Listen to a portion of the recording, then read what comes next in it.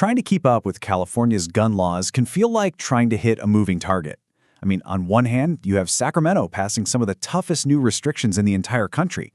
But then, at the very same time, you have federal courts striking down some of the state's oldest laws. It's moving so fast, it's confusing, and it leaves a lot of people just wondering, what is the actual law today? So that's really the big question here, right? Are we heading towards more rules or more rights? Well, the answer is kind of surprising. It's both. So in this explainer, we're going to untangle this pretty intense tug-of-war that's happening between brand new laws and these powerful court challenges that are completely reshaping the legal landscape in California. And to help us make sense of it all, we're digging into a really straightforward report from our friends at Shasta Unfiltered.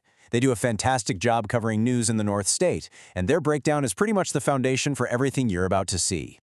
All right, first up, let's look at the new laws coming straight out of Sacramento.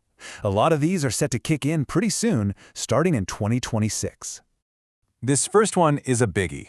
Now, in the past, storage laws were mostly about keeping guns away from kids. But this new law, which goes into effect January 1st, 2026, it applies to every single firearm in your home. Basically, unless a gun is physically on you or, right there in your immediate control, it has to be locked up in a state-approved safe. The state is also shaking up the rules on how many firearms you can actually buy. The old one gun a month rule, that's gone. It's been replaced by a new number, 3. So this means you can now legally buy up to 3 firearms within any 30-day period.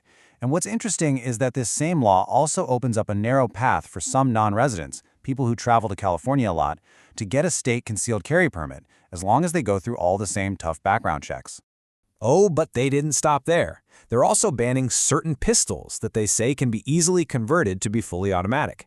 And they're cracking down on what people call ghost guns, those unserialized firearms you can build yourself. Now they're requiring background checks for the core parts, like barrels and build kits.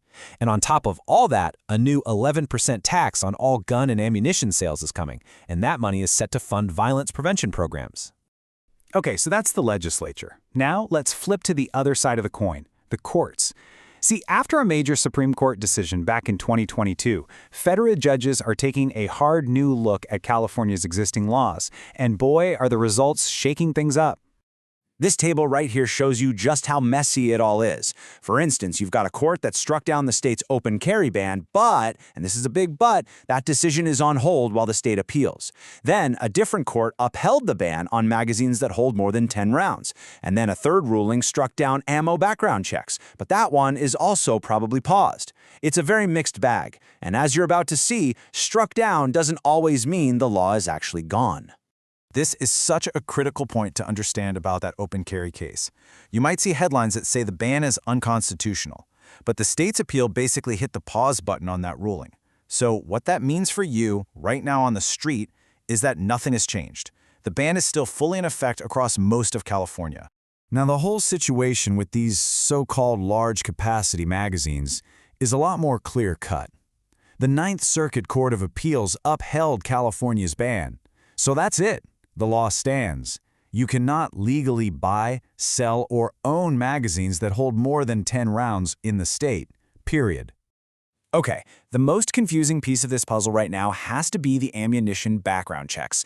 A court struck the requirement down, but, you guessed it, the state is appealing. So, what does that mean for today? Well, the whole situation is just kind of in limbo. For now, the requirement is likely paused while everyone just waits for the appeals court to make a final decision. So after all that, what's the bottom line here? Let's break down what all of this really means for you right now. This is really the heart of the matter. You've got this constant conflict. On one side, the legislature is piling on new rules, mandatory storage, purchase limits, new taxes, and on the other side, you have the courts questioning and challenging long-standing laws like the open carry ban and those ammo checks. It's just a constant push and pull between two really powerful forces. And what this all means in practical terms is that, despite all the court drama, most of California's strictest gun laws, like the ban on certain magazines and the open carry prohibition, are still fully enforced. And with the new laws on storage and purchasing coming down the pike, the state's rulebook is, for the time being, actually getting thicker, not thinner. Now, we have to be absolutely 100% clear here. This is for informational purposes only. It is not legal advice. These laws are incredibly complicated. The penalties for getting it wrong are severe, and, as we've just seen, the situation can literally change from one week to the next. So, for the most up-to-date information, you should always check the official California Department of Justice website, or, better yet, talk to a qualified attorney. And all of this leaves us with the big, looming question. A lot of these cases, from magazine bans to carry restrictions, they're on a path that could eventually lead them to the U.S. Supreme Court.